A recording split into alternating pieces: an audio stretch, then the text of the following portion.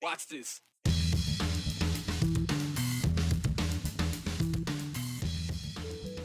It's becoming an alarming trend lately. Those running for public office refusing to face their opponents in public discourse. Happened during the primary, and it's happening again for the general election. There will be no statewide debate for some high-profile statewide races. Is that a good thing? That lack of participation during the primary debates, well, it didn't put a damper on those who registered to vote last May. And while there's actually been a decrease in those numbers since, more of them happen to be women. Is there a reason for that? They were on an expedition to find a path to the Pacific, and their trip took them through a sliver of Idaho's panhandle, where they would meet a tribe Captain Clark once called portly. It's been the backbone of politics in America since, well, America.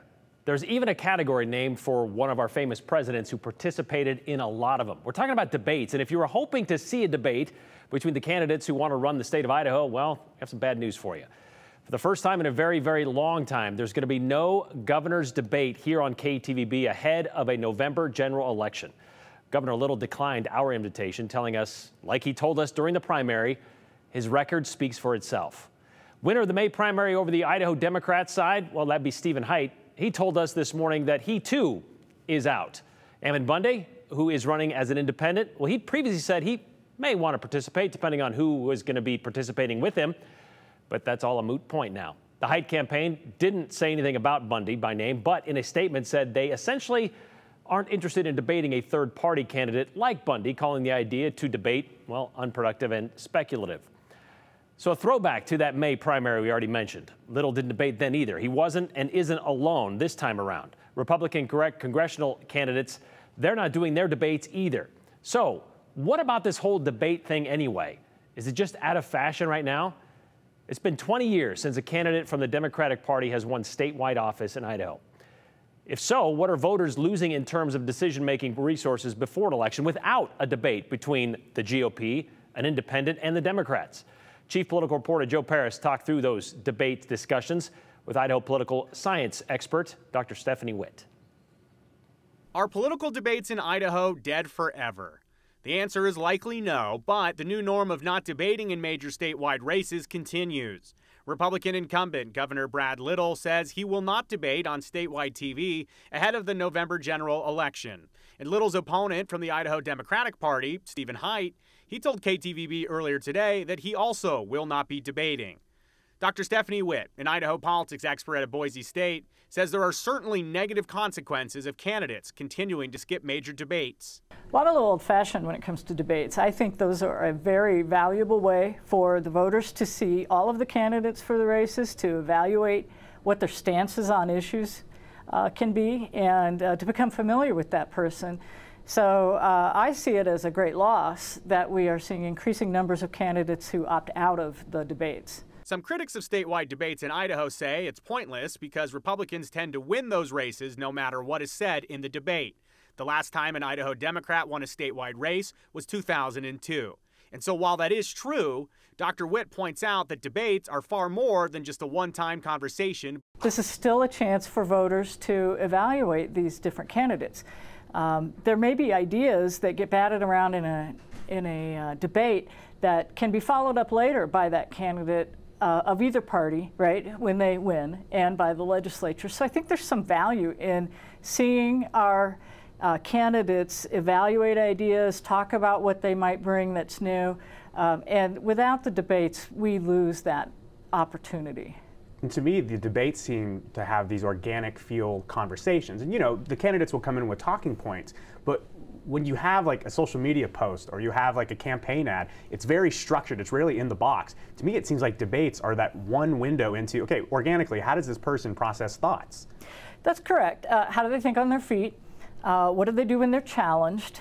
How do they respond to a follow-up question? And of course, a campaign ad never has a follow-up, right? So the opportunity for the moderators in these debates to say, what you said is interesting, let me ask you a follow-up. You don't get that online in an ad or a produced YouTube video. And so I think the voters ultimately are the losers when nobody will come to the debates. So why are candidates, mostly Republicans in Idaho, declining invitations for debates on free statewide television to allow voters to watch the candidates for themselves in real time so they can decide for themselves the difference between the top candidates?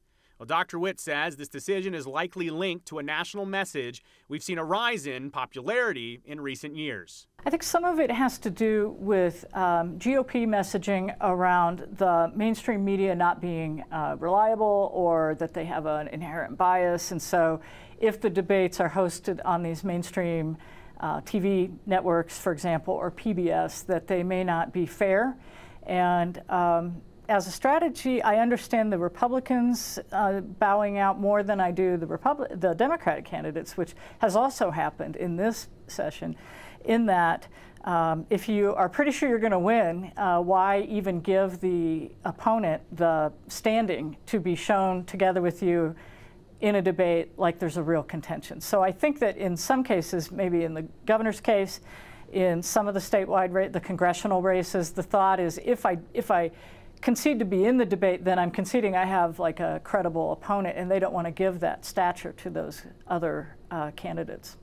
Other than not having the debates themselves, how do you think this changes the elections and really, I guess, the election seasons here in Idaho? Because it looks like this is likely going to be the norm going forward. The thing I'm afraid that this does is it reinforces the echo chamber nature of getting all of our news from social media. So you only look for and see the people whose feeds are similar to yours and who reinforce what you already think. The debates used to be one of those places where we could listen to people with whom we do not agree and try to find some common ground, or at least look at how we might look at our common problems together. Here at Channel 7, we are working to bring you some other debates. We can't announce the details just yet, but I can tell you we're looking at some highly contested races, including Attorney General and the Superintendent of Public Instruction. Again, Brian, this isn't new or unique to Idaho, but it is a very important conversation that the political candidates are having, clearly amongst themselves and their staffs. Well, what Dr. Witt said, really quickly, Joe, I want to interrupt you, sorry, but she said something about, it's like discounting the other opponent, like they're not a worthy opponent. And to me, that is like saying, well, I'm not going to consider other points of view. In a debate, you can kind of hear that, and you can hear what the other side is saying. And we heard Governor Little say in May, and we heard him say it, late last week. He says, my record, it defends itself. Right. Well, we talked about this in May. Your record can be defended, sure, but could also be questioned. No record is indefensible. Correct. And just because you say your record's, indefensible, that doesn't mean other people have a different perspective. So that's where personally, and we're talking personally here, I see value in debates because it shows this organic exchange of ideas live. You don't have an earpiece in, you don't have someone feeding you lines. The candidates are on stage, the people at home are watching it in real time, and you for yourself get to decide what's defensible, what's indefensible. It's really, in my opinion, it's not someone's job to tell me, no, you can't attack my record. You can't question my record. I'm telling you that as fact. Well, I'm telling you it's fact. It's not. So again, alarming trend that we're seeing here. The primaries, it was an unprecedented primary with a really contentious one. We're going to see kind of, how this continues beyond this general election. But right now, we're missing out on some pretty big debates not happening this year. And again, this isn't just like a small debate. This is the debate between the top candidates to run the state of Idaho. Right. This is a big deal. All right, thanks, Joe. If it wasn't already on your calendar, today is National Voter Registration Day, and every September since 2012 it has been. If you've had or you get a few extra door knocks today, you'll know why. That's probably because volunteers are canvassing communities to get Americans registered to vote in the upcoming general election.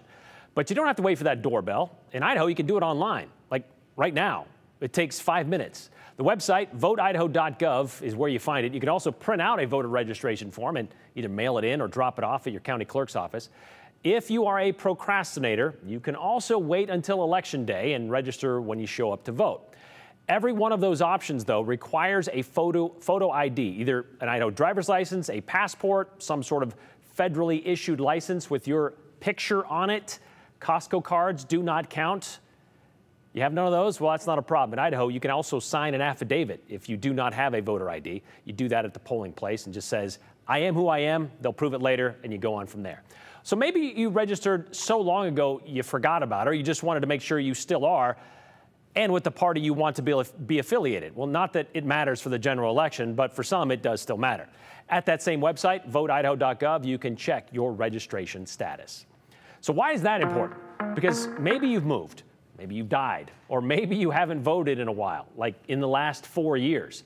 If that's the case, you've likely been purged from the polls in Idaho. It's something that happens every 2 years or so, usually after an election, to see who shows up and who doesn't. And if you haven't done anything, like voted in a 4-year span, well, you get kicked out. You have to re-register. That explains why in Idaho we've gone from 1 million registered voters back in June, just after the May primary, to just over 992,000 registered voters at the beginning of this month. But maybe you've noticed some other numbers pointing to an increase of registered voters in Idaho lately, specifically when it comes to women voters, after the Dobbs decision by the Supreme Court. A few weeks ago, TargetSmart, a Democratic political data analysis services firm, which is run by Tom Bonnier, they released this graph that got a lot of attention. And it showed Idaho 5 spots behind Kansas when it comes to how many women registered to vote after the Supreme Court decision on June 24th. The gap between the number of women and the number of men who registered to vote, they showed was about 24% in Kansas. You can see that's the big tall line there on the left, where in August they voted to keep abortion rights legal in this state. Before the Dobbs decision, it was a 3% gap between men and women. After the Dobbs decision, that data showed there was a 70% jump in women registering to vote in Kansas up until their election in August. In Idaho, which didn't have an election after May, apparently saw nearly 60% of registered voters between June and mid-August. 60% of them were women, so nearly 20 points higher than men. In fact, for all of 2022, according to TargetSmart, women out-registered men in Idaho 53% to 47%. How do they know this? Because when we asked the Secretary of State's office to confirm this data, they told us they, quote, don't split the stats by gender, meaning that information is recorded because you're asked for that information on the voter registration form, but we were told that information is not made public, or at least not readily made public. It can be requested through a public records request, and that data is then provided by a third party, which is exactly how TargetSmart got it. Tom Bonnier told us since Idaho doesn't include gender on the public information list, they did get it from a combination of outside data or a third party, and of course some models. The obvious point of this information dump was to make a connection between the Dobbs decision by the Supreme Court and a bump in women worried about reproductive rights registering to vote across the country and, of course, here in Idaho. And maybe that's the case. But TargetSmart also included this graph in their data that shows when the Dobbs decision was leaked and when the Dobbs decision was made official. Those are the 2 lines going straight up and down there. More women registered to vote than men during that time period, especially after the leak across the country. But that leak happened in early May, right about the time we here in Idaho were gearing up for an unprecedented GOP primary. So, of course, we saw a spike in new voter registrations. A lot of people were either new to the state or they were jumping in to take part in the Republican primary. With 25 weeks until the general election, we had a spike of nearly 16,000 voters to register in Idaho. However, 4 years ago, we saw a similar spike. In fact, it was a higher spike in 2018. 18,000 registered during the same week 4 years ago before the primary of 2018. Granted, the data showed that spike contained about 500 more women than men, and overall, for the year of 2022, we've had 3,000 more women registered to vote in Idaho than men. But as the Secretary of State pointed out to us, it could be for a couple of reasons. It could be because of reproductive rights, sure, or it could be because Reclaim Idaho is out gathering signatures to get their education funding initiative on the November ballot. And women, they tell us, are more likely to get involved in educational issues than men. So I guess this could be a case of correlation versus causation without a direct connection or explanation as to why we're seeing more women registered to vote in Idaho than men. Yet, 68% of our state legislature, despite more women registered to vote in Idaho, 68% of our state legislature and 8 of our 11 statewide elected officials are men.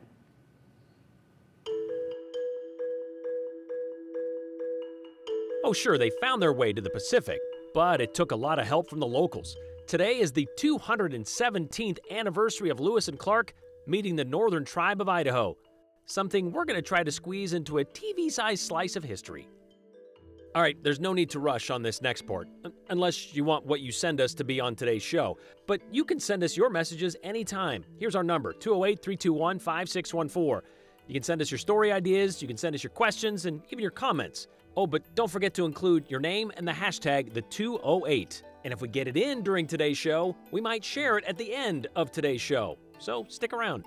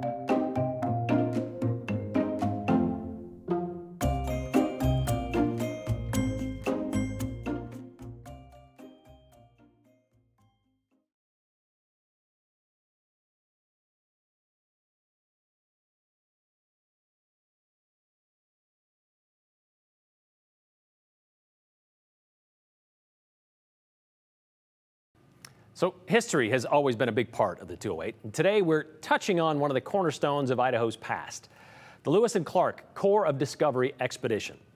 Touching on it because, you know, while Ken Burns can spend like 8 hours telling the story, well, we can't. And so how do you tell a story about something that happened long before there were cameras around? After all, we're a visual medium, and we kind of need pictures, moving or otherwise, to, you know, tell a good story. I guess you do it as quickly as possible.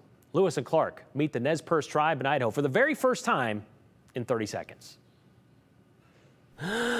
Near starvation after weeks of wandering the Bitterroot Mountains, the Lewis and Clark expedition, the Corps Discovery dudes, discovered, or rather stumbled across an encampment of natives along the Clearwater River on September 20th, 1805. Clark, the first to make contact, described them as portly. Clark claims they called themselves Pierced Noses. They didn't. Well, the Nez Perce eventually welcomed the explorers with food and even directions to the Columbia River, which one would assume would be follow this river to the next one. I don't know. Anyway, Clark ate so much he got a stomachache. Despite that, the relationship with the tribe would come in handy a year later when they waded out the snow with the Nimipu on their way back home. 30 seconds, right? There it is, Nimipu, got it. All right, so fast forward to 1983, Governor John Evans created the Governor's Lewis and Clark Trail Committee to better preserve and promote the portion of Lewis and Clark National Historic Trail in Idaho. It runs across the northern panhandle.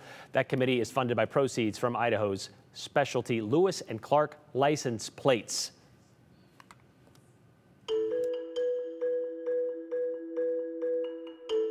The triple-digit temperatures are behind us, and summer is officially coming to an end this week. But what comes in its place is probably the best time to be in Idaho.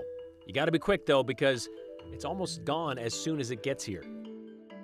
Once again, though, before we get to that, let's make sure we get to your messages. If you haven't sent in yours, well, there's still time. 208-321-5614, that's the number. And don't forget, include your name and the hashtag #the208.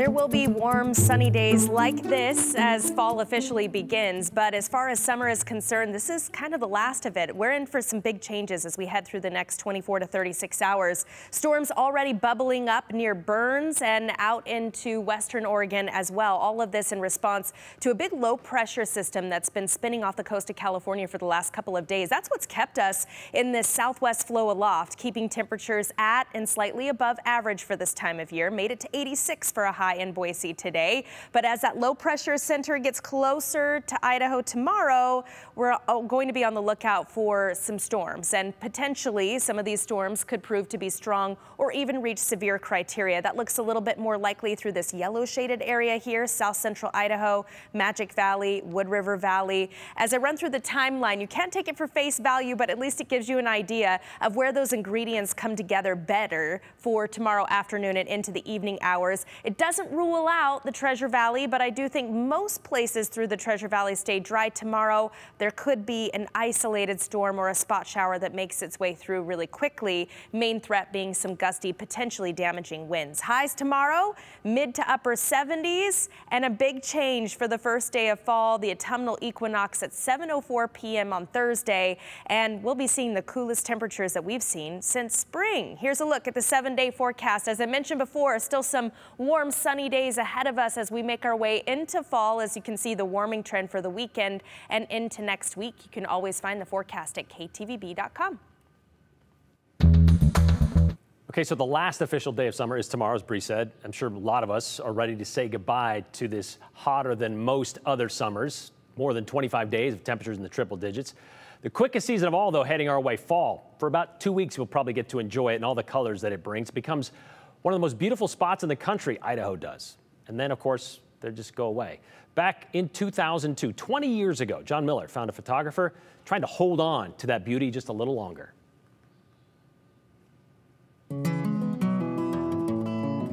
Well, the colors are changing so rapidly, and if you're not there with the camera to catch them, why, the leaves are going to be falling. Warren Wyatt's out to catch him as fast as his knees and joints will let him. It's a fast world, haven't you heard? Oh yeah, that's right. You can keep up with it though, huh? I'm trying. So would you call yourself a professional treeologist? Not exactly. A professional photographer? I'm not even touching it. But Warren, an 80-year-old amateur, says he's still got good knees. Oh, they're charging. And a good eye.